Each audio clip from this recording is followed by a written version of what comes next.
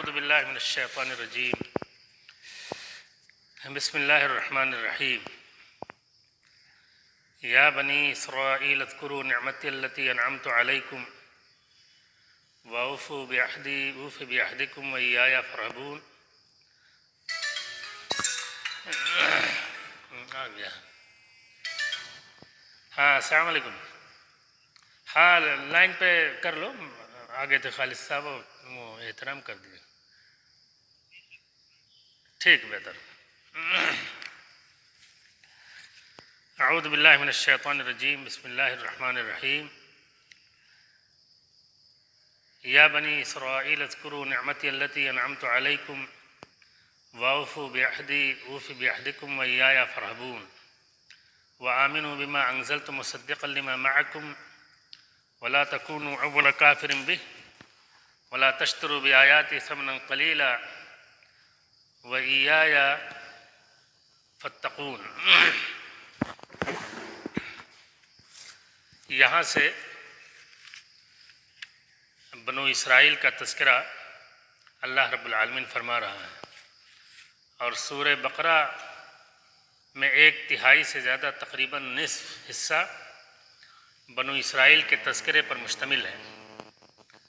جیسا کہ پہلے آپ لوگ جان چکے ہیں کہ یہ سورہ مدنی سورہ ہے، اور رسول اکرم صلی اللہ علیہ وسلم اور اسلامی دعوت کو مدینہ منورہ میں جن عناصر سے سابقہ پڑا تھا، اس میں ایک انتہائی اہم طبقہ بنو اسرائیل کا تھا، قوم یہود کا تھا، اور امت محمدیہ سے پہلے قوم یہود دنیا کی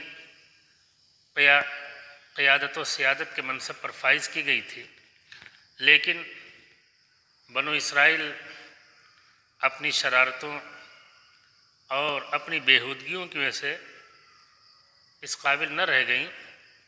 ایک طرف وہ اللہ کی محبوب ترین قوم تھیں، اللہ نے ان کو اپنے دور میں دنیا کی دوسری قوموں پر فضیلت اور برتری عطا کی تھی، لیکن جب اپنی مسلسل شرارتوں کی پاداش میں اللہ تعالیٰ نے انہیں منصب قیادت و سیادت سے معزول کر دیا، اور بنو اسرائیل کو ان کی ایک ایک شرارت اور ان کی ایک ایک غلطی کی نشاندہی کر کے اللہ تعالیٰ نے ان کو یاد دلایا، اور یہ بھی یاد دلایا کہ دیکھو، ہم نے تمہارے اندر نبوت و رسالت بنایا، اور انبیاء کرام کی ایک بہت بڑی تعداد بنو اسرائیل میں بھیجی گئی، تو ہم نے تم کو منتخب کیا، پسند کیا نبوت و رسالت کے لیے، اور تمہیں سلطنت اور حکومت سے بھی نوازا،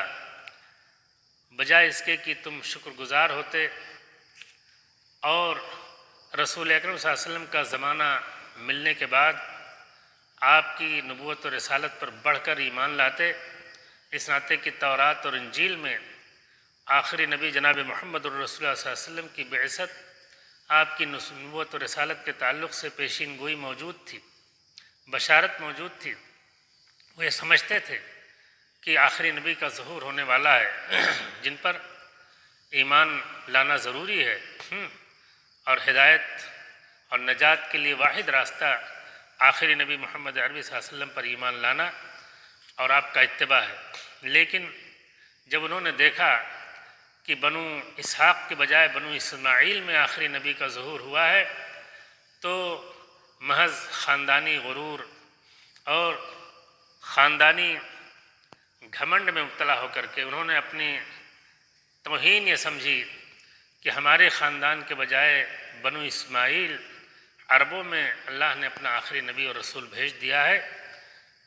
جس طریقے سے ابلیس کے اندر خاندانی غرور پیدا ہوا تھا اور کہا تھا اللہ تو نے مجھے آگ سے پیدا کیا، آدم کو مٹی سے پیدا کیا، میں کیوں کر آدم کے سامنے سجدہ اطاعت اور سجدہ تعظیم جھکاؤں۔ ایسے ہی خاندانی غرور میں مبتلا ہوئے بنو اسرائیل گویا کہ ابلیس کے نقش قدم پر یہ چلے، اور انہوں نے آپ کی دعوت، آپ کے پیغام، آپ کے مشن اور آپ کی نبوت و رسالت کی مخالفت شروع کر دی۔ اسی ساری چیزوں کا تذکرہ ان آیات میں ہے۔ ایک چیز گزشتہ آیات میں رہ گئی تھی، اور ہمارے عزیز طلبہ کو چاہیے کہ کھلے ذہن سے اور مطالعہ کر کے آئیں، کچھ سوالات کریں۔ جیسے جہاں حضرت آدم علیہ السلام اور حضرت حوا کو جنت سے زمین میں اتارے جانے کی بات کہی گئی ہے، تو وہاں 2 مرتبہ اتارے جانے کا تذکرہ ہے۔ کہا قُلْنَا اهْبِطُوا مِنْهَا جَمِيعًا، اور اس سے پہلے چند آیت پہلے بھی ہے کہ وَقُلْنَا اهْبِطُوا بَعْضُكُمْ لِبَعْضٍ عَدُوٌّ، تو 2 مرتبہ حبط کا یا حبوط کا اور زمین پر اتارے جانے کا تذکرہ اللہ تعالیٰ نے دونوں آیتوں میں کیا ہے۔ تو پہلا جو حبوط ہے یا پہلا جو اتارا جانا ہے، وہ دراصل حضرت آدم علیہ السلام کی لغزش کے معاً بعد ہے، اور دوبارہ جب انہوں نے توبہ کر لی تو توبہ کے بعد ہے۔ تو لغزش کے بعد حضرت آدم علیہ السلام نے جب وہ درخت کا پھل کھا لیا اور یہ چوک ہو گئی حضرت آدم حضرت حوا سے، تو اس چوک کے معاً بعد حبوط کا حکم دیا گیا ہے۔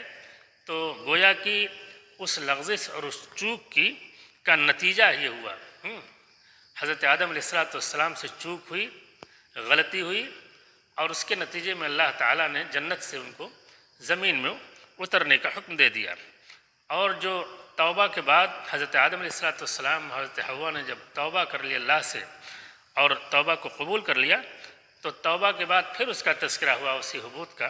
تو دراصل یہاں جو حبوط کا تذکرہ ہے وہ یہ اس حکمت کا بیان کرنے کے لیے، اس حکمت کو ظاہر کرنے کے لیے، جیسے اللہ تعالیٰ نے کہہ دیا کہ اب اللہ تعالیٰ دنیا میں تمہیں بھیج رہا ہے اور امتحان لے گا۔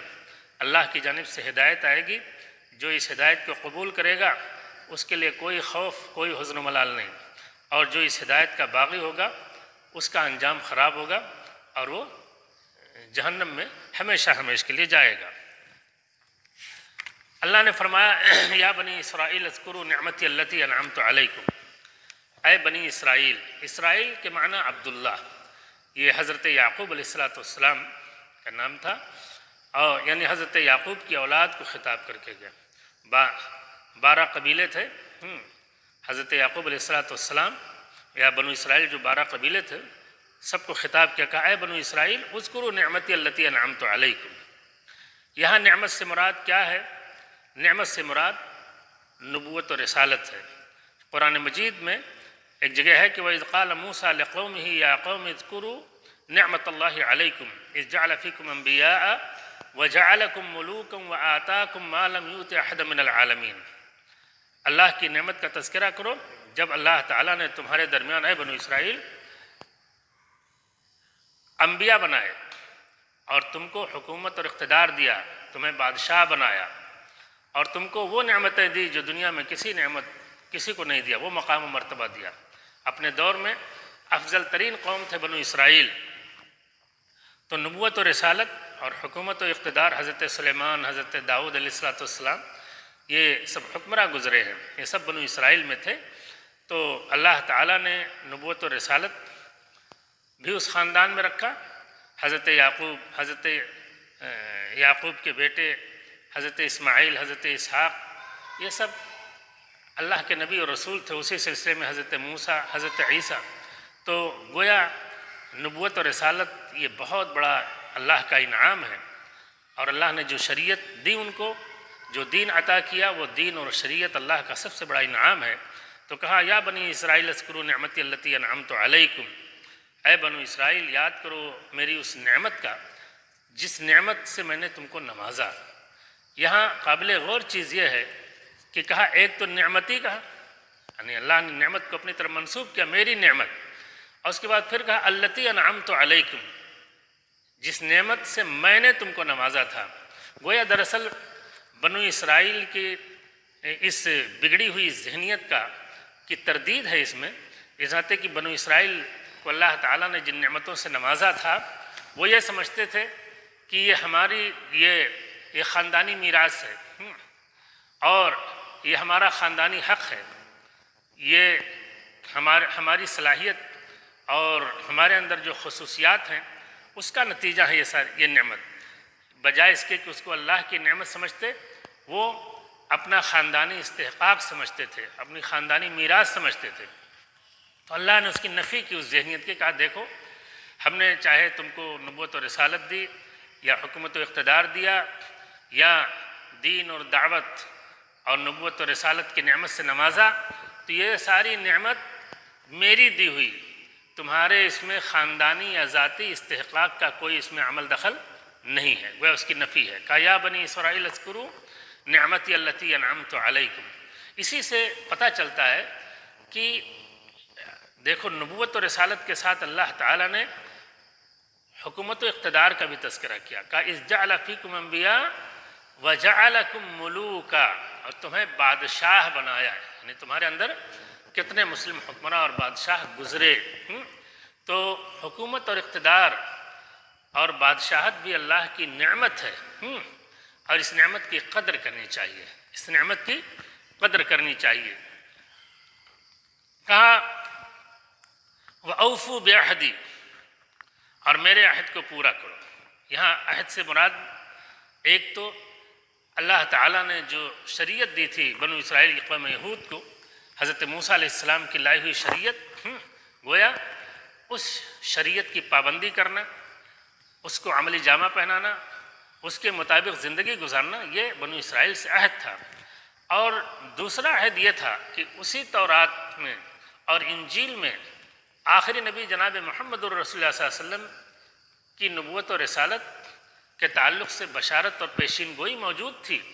گویا ایک طرف یہ تھا، دوسری طرف یہ عہد بھی تھا کہ جب تم آخری نبی کا دور پاؤ تو تم آخری دور کی میں آنے والے نبی یعنی محمد الرسول اللہ صلی اللہ علیہ وسلم کی نبوت و رسالت پر بڑھ چڑھ کر کے ایمان لاؤ، تاکہ اس ناطے کی یہ نبی کوئی اپنی طرف سے کوئی چیز نہیں لا رہا، یہ تو تمہارے پاس جو شریعت ہے، جو کتاب وحی تورات ہے، وہ اس تورات کی تصدیق ہے، جو بشارت پائی جاتی ہے اس بشارت کی تصدیق اس کے اندر ہے۔ تو گویا عہد سے مراد شریعت محمدی موسویہ بھی ہے، اور خاص طور سے وہ بشارت اور وہ پیشین گوئی جو تورات اور انجیل میں پائی جاتی تھی، اور جس میں یہ عہد تھا بنو اسرائیل سے کہ دیکھو اگر آخری نبی کا دور پاؤ تو اس پر تم ایمان لاؤ۔ قرآن مجید میں ایک جگہ ہے وَرَحْمَتِي وَسِعَتْ كُلَّ شَيْءٍ فَسَأَكْتُبُهَا لِلَّذِينَ يَتَّقُونَ وَيُؤْتُونَ الزَّكَاةَ وَالَّذِينَ هُمْ بِآيَاتِنَا يُؤْمِنُونَ۔ یہ حضرت موسیٰ علیہ السلام نے بنو اسرائیل کے لیے جب رحمت کی دعا کی تھی تو اس کے جواب میں اللہ تعالیٰ نے فرمایا تھا الذين يتبعون الرسول النبي الأمي الذي يجدونه مكتوبا عندهم في التوراة والإنجيل يأمرهم بالمعروف وينهاهم عن المنكر ويحل لهم الطيبات ويحرم عليهم الخبائث ويضع عنهم إصرهم والأغلال التي كانت عليهم فالذين آمنوا به وعزروه ونصروه واتبعوا النور الذي أنزل معه أولئك هم المفلحون۔ یہ سورہ اعراف آیت نمبر 156-57 کا وَإِيَّايَ فَارْهَبُونَ، رہبہ سے ہے فرہبون، کسی کی عظمت اور جلالت کے تصور سے دل پر جو لرزش اور جو کپکپی طاری ہوتی ہے، جو خوف طاری ہوتا ہے، اس کو عربی زبان میں رہبہ کہا جاتا ہے۔ گویا کہا وَإِيَّايَ فَارْهَبُونَ، اور صرف مجھی سے ڈرو، مجھی سے خوف کھاؤ۔ یہاں تین طرح سے تاکید ہے، ایک تو مفعول کو فعل پر پہلے لائے، نمبر ایک، نمبر دو فعل سے پہلے فا لائے، فرہبون، جو فا لائے فا سے مزید تاکید پیدا ہو گئی، اور تیسرے ایک طرف شروع میں کہا وَإِيَّايَ فَارْهَبُوا، مجھ سے ڈرو، لیکن پھر نی بڑھا دیا۔ گویا ضمیر جو فعل کے بعد لائے، تو یہ تین چیزیں ہیں جن سے اللہ رب العالمین سے خوف کھانے کی تین طرح سے تاکید کی گئی، یعنی صرف مجھ سے ڈرو، میری جو عظمت ہے اور میرا جو جلال ہے اور میرا جو مقام بلند ہے اللہ رب العالمین کہہ رہا، اس کا تم پاس و لحاظ رکھو۔ یہ نہ دیکھو کہ میری سیادت چھن رہی ہے، یہ نہ دیکھو کہ یہ جو امی عرب ہیں، ہم جو ان پر اپنی حکومت کر رہے تھے، یہ ہماری حکومت جاری، ان سب چیزوں کی پرواہ نہ کرو، تمہیں اگر خیال رہنا چاہیے تمہارے دل میں تو صرف میرے مقام و مرتبے کا لحاظ رکھنا چاہیے اور میرے حکم کی پاسداری کرنی چاہیے۔ کہا وَآمِنُوا بِمَا أَنزَلْتُ، اے بنو اسرائیل ایمان لاؤ میں نے جو نازل کیا یعنی قرآن مجید اور جناب محمد رسول اللہ صلی اللہ علیہ وسلم پر آپ نے جو شریعت نازل فرمائی، کہا اس پر ایمان لاؤ، اس ناطے کی مصدقا لما معکم، یہ قرآن اور یہ نیا نبی یہ جو تمہارے پاس تورات یا انجیل ہے اس کی تصدیق کرنے والا ہے۔ یعنی جو بشارتیں تورات اور انجیل میں پائی جاتی ہیں، آپ کی بعثت رسول اکرم صلی اللہ علیہ وسلم کی بعثت اور قرآن مجید دراصل اس بشارت کی تطبیق ہے اور اس بشارت کی عملی شکل ہے، بشارت کی تصدیق ہے۔ اور دوسری تصدیق کی شکل یہ ہے کہ قرآن مجید تورات اور انجیل کو آسمانی کتاب مانتا ہے۔ صراحت کے ساتھ مختلف آیات میں اللہ تعالیٰ نے حضرت موسیٰ اور حضرت عیسیٰ کو اللہ کا نبی اور رسول بتایا ہے اور تورات اور انجیل کو آسمانی کتاب قرار دیا ہے۔ قرآن جو مخالفت کرتا ہے، جو تردید کرتا ہے، ان تحریفات کی تردید کرتا ہے جو تحریفات تورات اور انجیل میں بعد کے لوگوں نے اپنے دنیوی مفاد کے لیے کیا ہے، اس کی نفی کرتا ہے۔ اصلاً تورات کو آسمانی کتاب اللہ قرآن مانتا ہے، انجیل کو آسمانی کتاب مانتا ہے، حضرت موسیٰ علیہ السلام کو اللہ کا برگزیدہ نبی اور رسول مانتا ہے، یہی حضرت عیسیٰ علیہ السلام کے تعلق سے بھی ہے۔ اور قرآن کا مطالبہ یہ ہے کہ جتنی آسمانی کتابیں اور جتنے نبی اور رسول آئے ہیں سب پر اجمالی ایمان لانا ایک مسلمان ہونے کے لیے ضروری ہے۔ تو گویا کہ تصدیق یہ دونوں طرح سے کرتا ہے۔ کہا وَلَا تَكُونُوا أَوَّلَ كَافِرٍ بِهِ، اور دیکھو بہی مہی کی زمین چاہے تم قرآن کی طرف لوٹاؤ یا محمد رسول اللہ صلی اللہ علیہ وسلم کی طرف لوٹاؤ، دونوں ایک ہے۔ اس ناطے کی قرآن پر ایمان اس وقت تک مکمل نہیں ہوگا جب تک محمد عربی صلی اللہ علیہ وسلم پر ایمان نہ لایا جائے، محمد عربی صلی اللہ علیہ وسلم پر ایمان مکمل نہیں ہوگا جب تک قرآن پر نہ ایمان لائے، دونوں لازم ملزوم ہیں۔ کہا وَلَا تَكُونُوا أَوَّلَ كَافِرٍ بِهِ، اور تم قرآن کے اولین منکر نہ بنو۔ تو اس کا یہ مطلب نہیں ہے کہ جب دوسرے لوگ کفر کر لیں تب تم کرو، بلکہ یہاں دراصل صورتحال کا بیان ہے کہ ہونا تو یہ چاہیے کہ چونکہ قوم یہود اور بنو اسرائیل آخری نبی کی بعثت کے تعلق سے اور قرآن مجید کے تعلق سے، محمد عربی صلی اللہ علیہ وسلم کے تعلق سے بشارت موجود تھی ان کی کتاب میں، اور ان کے نبی حضرت موسیٰ علیہ السلام نے بشارت دی تھی، تو وہ جانتے تھے کہ آخری نبی کا ظہور ہونے والا ہے، تو اس کا تقاضا تو یہ تھا کہ یہ سب سے پہلے اس پر ایمان لاتے۔ جیوں سنتے کہ محمد عربی صلی اللہ علیہ وسلم کا ظہور ہوا ہے، آخری نبی کا ظہور ہوا ہے، تو آخری نبی کی نبوت اور رسالت پر ایمان لانے میں یہ سبقت کرتے۔ لیکن قوم یہود کا حال یہ ہوا کہ بالکل برعکس، یہ سب سے بڑے مخالف اور سب سے پہلے مخالف بن گئے۔ یعنی مدینے میں بحیثیت قوم یہود نے جس طرح سے مخالفت کی اس طرح سے کسی نے مخالفت نہیں کی۔ بحیثیت ایک قوم کے انہوں نے مخالفت کے لیے کمر کس لیا اور ہمیشہ یہ مخالفت کرتے رہے۔ تو جیسے قرآن میں لا تاکل ربا اضعافا مضاعفا، سود در سود مت کھاؤ، تو اس کا مطلب یہ نہیں کہ اگر ہلکا سود ہے تو کھا لو۔ دراصل یہ جو شرط لگا دی جاتی ہے یہ قضیے کی وضاحت اور مسئلے کی شناعت کو ظاہر کرنے کے لیے۔ کہا وَلَا تَكُونُوا أَوَّلَ كَافِرٍ بِهِ وَلَا تَشْتَرُوا بِآيَاتِي ثَمَنًا قَلِيلًا، اور دیکھو میری آیتوں کے عوض تم ثمن قلیل نہ خریدو۔ الدنیا بحذافیرہ، پوری دنیا یہ ثمن قلیل ہے، اللہ کے دین، اللہ کے پیغام کے بالمقابل اللہ کے پیغام کو ٹھکرا کر، اللہ کے دین کو ٹھکرا کر اور قرآن مجید کے بیانات کو اور ان کی آیات کو ٹھکرا کر کے اگر انسان ساری دنیا کما لے اور ساری دنیا وہ حاصل کر لے اور ساری دنیا اس کے قدموں میں آ جائے تو ساری دنیا یہ ثمن قلیل کی حیثیت رکھتی ہے۔ اور عقل مند وہ ہے کہ جو خریدے گا اس چیز کو جو قیمتی ہوگی، اور انسان قیمتی چیز کو دے کر کے اور معمولی چیز کو لے اور اس کے بدلے میں خریدے تو اس سے بڑا بیوقوف اور اس سے زیادہ خردماغ کوئی نہیں ہوگا۔ تو کہا وَلَا تَشْتَرُوا بِآيَاتِي ثَمَنًا قَلِيلًا وَإِيَّايَ فَاتَّقُونِ، اور مجھے سے ڈرو، میرے عذاب سے ڈرو۔